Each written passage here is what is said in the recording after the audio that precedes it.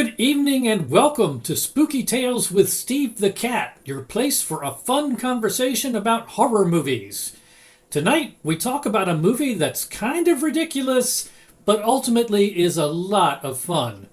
We'll talk about that film, plus we'll talk about a couple of middle-of-the-road films and other stuff I watched this week. Thank you so much for joining us this evening. We're glad to have you here. Now pour yourself a drink and sit back, because here we go.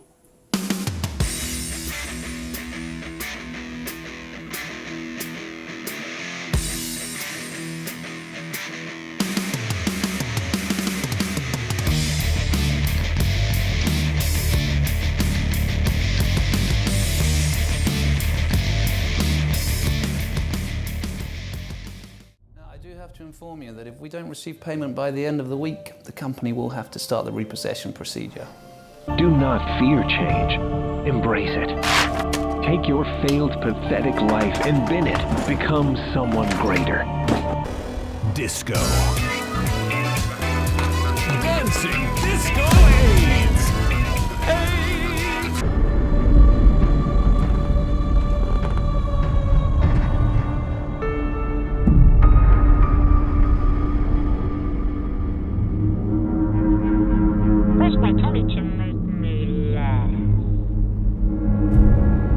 Do you have an ex-wife? No. Anyone staying with you?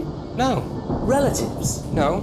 A girlfriend? No. Friends? No. A pet? No, okay, there's no one else. I'm a complete loner, all right? Good. Complete loser.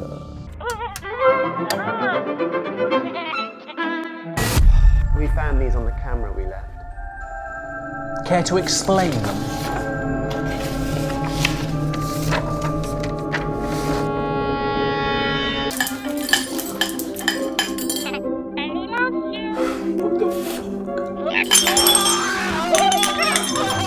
The bear, he'll kill you all!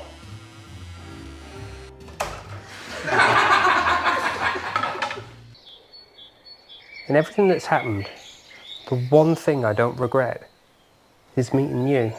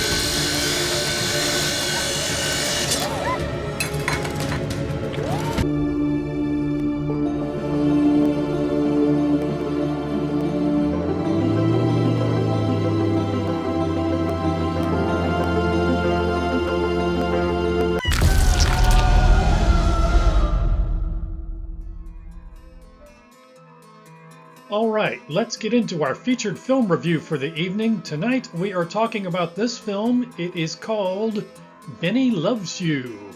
Yes, Benny Loves You. This is a comedy horror film, a British comedy horror film. It was released in the year 2019. It was directed by Carl Holt. Carl Holt also produced the film and did a number of the special effects for the film. And the cast includes Claire Cartwright, Carl Holt, the director and producer, George Colley, and a host of others. I found this on Tubi. I have seen this on other services as well. I have watched this a couple of times. I've liked this movie a good bit. The first time I watched it was on Amazon Prime, so it may be available on Prime Video if you were a subscriber. But it also is available on Tubi, free with ads. Let's get into a conversation about Benny Loves You. If you're going to sit down to watch Benny Loves You, what you should expect is an entertaining horror comedy about an animated plush toy with a taste for murder. If you like Zombievers, you might like Benny Loves You. If you like Tucker and Dale vs. Evil, you might like Benny Loves You. If you liked a cartoon called Happy Tree Friends, you might like Benny Loves You. Let's get into setting your sights for this film. This is the scale we like to use. On the far left side of the scale, we have very campy films such as Jason X, Jason Goes to Space. On the far right side of the scale, we have very serious films such as The Silence of the Lambs. As always, this scale is not an indicator of the quality of the film. It is an indicator of what your mindset needs to be going into the film if you're going to maximize your enjoyment. If you're going to watch Benny Loves You, you need to be all the way over on the campy side of the spectrum. It is not a serious film. It is a silly film, but it's an enjoyable film. But cannot be a film that you go into expecting something serious. If you go into it expecting a serious film, you will be disappointed. Now, before we go any farther, it's time for our vocabulary lesson. This, of course, is the part of the show where we discuss new and innovative words and phrases in an effort to stay ahead of social media bots and algorithms that would otherwise try to ban our conversation.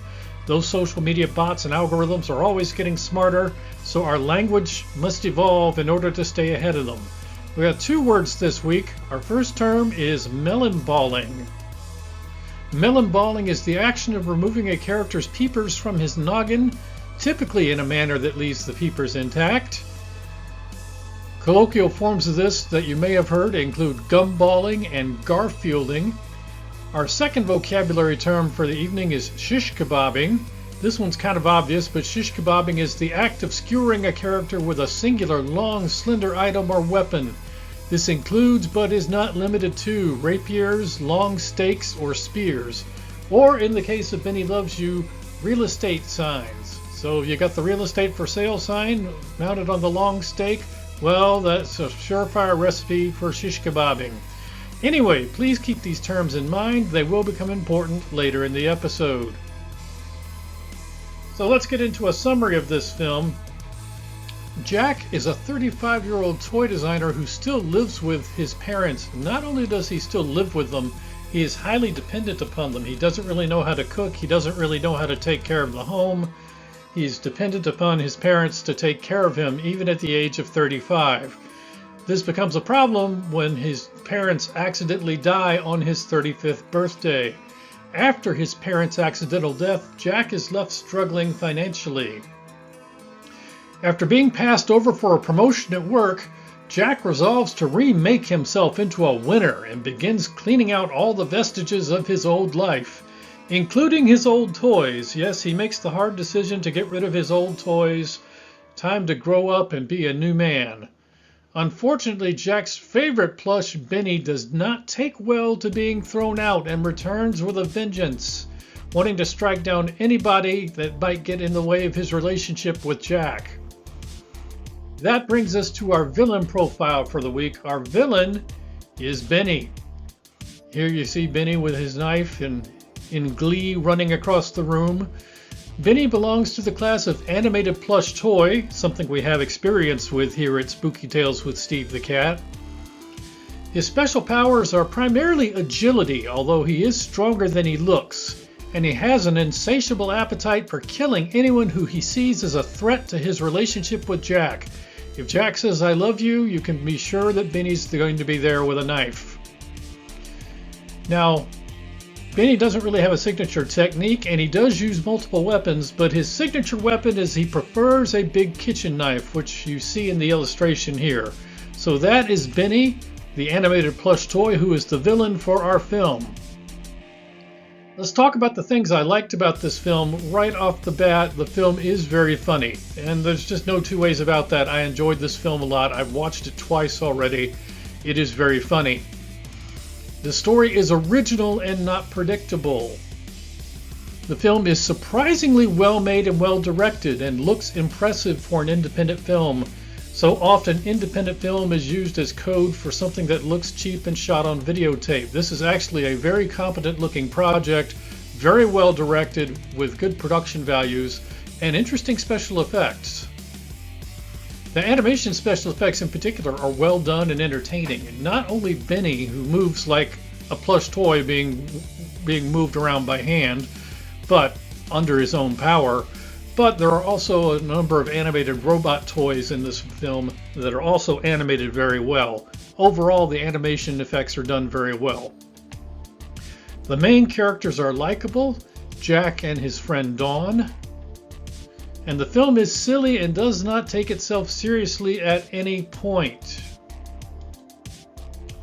Now, I did like this film, but of course there are some things that could have been better about this film, or at least some people might take issue with. So let's talk about some of those things that people might take issue with in Benny Loves You. And right off the top, this film is not the least bit serious. Now, if that is a problem for you, then you need to skip this film. You need to know going in that it is a silly film, it is a campy film, it is not intended to be taken seriously. If you're in the mood for something serious, you need to watch something else. Don't watch Benny Loves You and then say it was a bad movie when it was just a misalignment of your expectations with what the filmmaker was trying to deliver. The filmmaker was not trying to deliver something serious. The filmmaker was trying to deliver something silly and campy. The premise of the film is silly. Let's be realistic. It's about a plush toy that comes back to life and wreaks murderous revenge upon its owner. The blood and gore special effects, not particularly realistic. Now, they're intentionally campy. It's not so much that they're bad, it's just that they're not really realistic. So the special effects for blood and gore, not as impressive as the special effects for character animation. Benny becomes annoying after a while with his squeaky voice, and the film does drag a little bit in places, which is why I did not give this a higher overall score when we get to the end. So let's get to Steve's scorecard for this film. Right off the bat, we have kills. I estimated 19. There is one mass casualty event in this movie, which makes it difficult to get a firm count on the number of kills, but 19 should be close. I've estimated 19, and that does include dogs and cats. Bare breasts, drum roll please. None. It's not that kind of film. Denoggening. We counted one. One character loses his noggin. Melonballing, our vocabulary term from earlier in the episode. We counted 2. Instubinating. Benny does like snipping off the fingers and thumbs. I counted a total of 9 cases where a digit gets snipped off by Benny.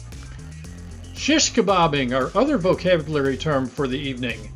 Counted 1 of those with the real estate sign. Spatula to the neck. Counted 1. And finally, montages. I counted at least 3, and I feel as if I missed one and that there's more than 3, but there are at least 3 montages in this film. But of course, that's not all. With your viewing of Benny Loves You, you also get some bonus features, such as a teddy bear massacre. You get disco AIDS. You pretty much just have to see the film to see what that's all about. You get boiled plush monkey head action. You get hiding in the attic action. You get dead dog walking action. I bet you're wondering why your dog is dead. Now, your day is going poorly when you're saying that to your boss. When your line of dialogue is, I bet you're wondering why your dog is dead, it's not going to be a pleasant conversation. You have heart carving action. You have smart car action. Yes, that little 2-seater. There's one of those in this film. You have toy gun action. You have toy flamethrower action. And finally, he's upset because I buried him alive. Of course, we do find out that he did have it coming, but there's another line of dialogue in the film. He's upset because I buried him alive, which is just funny on its own. So let's get to Steve's final score for this film. I'm going to give it 3 paws out of 4, borderline 3.5, but it drags a little bit in places here and there, and so I stuck with the 3-paw rating. I'm going to say this is a very silly but very entertaining horror comedy that is well directed and with good production values. Much better than I expected going in. I expected something low budget and terrible. This film was actually quite entertaining. I've watched it a couple of times. I've liked it both times. I do recommend it. So Benny Loves You, recommended by Spooky Tales with Steve the Cat, 3 paws out of 4. So that is Benny Loves You, and that is our featured film review for the evening. And now a word from our benevolent overlords at PBDC TV, your nightly heartbeat of horror.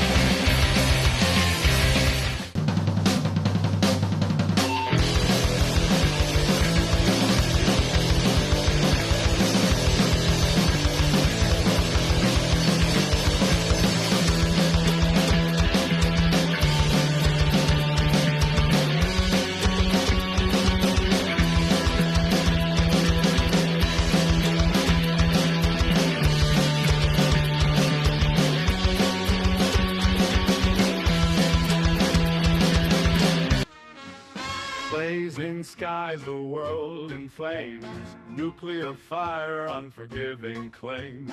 I survived through the dust and ash, came back in time to give you a chance.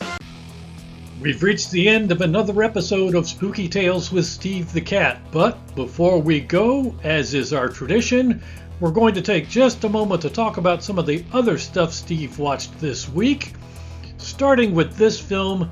This film is called Finders Keepers. Finders Keepers is a 2014 American horror film. Originally appeared on the Sci-Fi Channel. Now, if I had known going into this that it was originally a Sci-Fi Channel movie, I probably would not have watched, which is too bad because this movie actually is halfway decent. As it is, it's available for you on Tubi free with ads. In this movie, divorced mother Allison moves into a new house in a new town with her young daughter Claire. Allison discovers that she has unknowingly bought a house that was the scene of a gruesome multi-murder. Yes, her real estate agent did her wrong and did not let her know that the house was the sign of a gruesome multi-murder, making the house unsaleable, so it's not like Allison can then turn around and resell the house and move out. She was the one person in the world, apparently, who did not know this was a murder house. Meanwhile, Claire becomes obsessed with a doll that was left behind in the house. As Claire gets more attached to the doll, strange and horrible things begin to happen. So as sci-fi movies go, this one is better than average, I have to admit. As I said, if I had known going in that this was a sci-fi movie, I probably would not have watched it.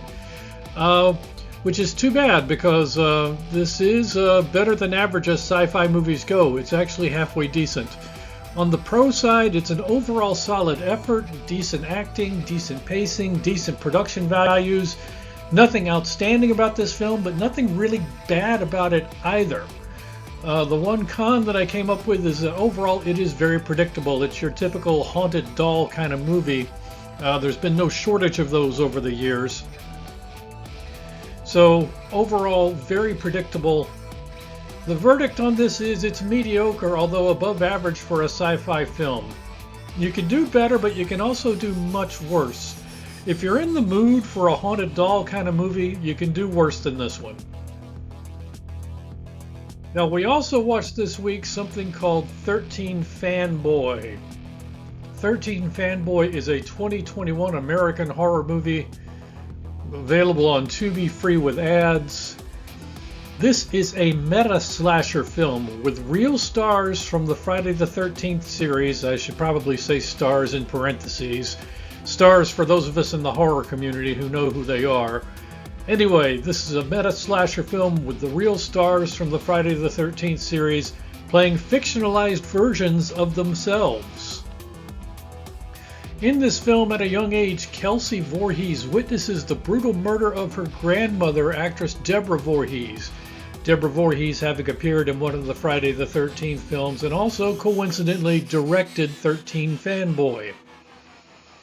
As Kelsey grows up and becomes a horror star of her own, a killer starts to target former Friday the 13th cast members.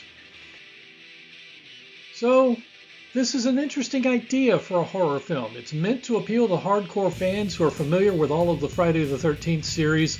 This is one of those films that's intended to appeal to people that go to conventions and such and know the names of people who appeared in all of these movies, the kind of people who go to conventions seeking autographs. On the pro side, it's in theory an inventive idea. I appreciated it as a horror fan. Something that kind of appealed on a different level to a horror fan other than just a straight up slasher film. On the con side, it starts out promising, but then it becomes a bit of a jumbled mess. I was disappointed with this one as it ended up. Also on the con side, and maybe this is just me, but honestly there are so many characters in this film, I had a hard time keeping up with who was who. So the verdict on this one is it's average at best. You may appreciate it if you're a fan of the Friday the 13th movies. If you view it just as a slasher film, it's average to below average. If you're a fan of the Friday the 13th movies, you might enjoy it for the meta aspect of it and see Kane Hodder and Larpark Lincoln and many others appearing in this film, playing fictionalized versions of themselves. Anyway, that is 13 Fanboy, and that is some of the other stuff Steve watched this week. That wraps up another episode of Spooky Tales with Steve the Cat. Thank you so much for joining us. We're glad you were able to stop by. If you did enjoy the show, then please check us out on social media. You can find Steve the Cat on YouTube, Instagram, Facebook, and Twitter, or X, which I believe is what they're calling Twitter now. So please stop by and hit that subscribe button. Spooky Tales with Steve the Cat is available exclusively through the PBDC Collective Incorporated, now legally incorporated and still your heartbeat of horror. You can find us on the web at psychobunnydc.com, or you can check us out on YouTube, Facebook, Twitch, Instagram, Twitter, Rumble, and Patreon. That wraps up the show for this week. Thank you so much for joining us. We'll be back again in 2 weeks with another all-new episode for you to enjoy. For now, thank you for watching and have a great week. Good night, everybody.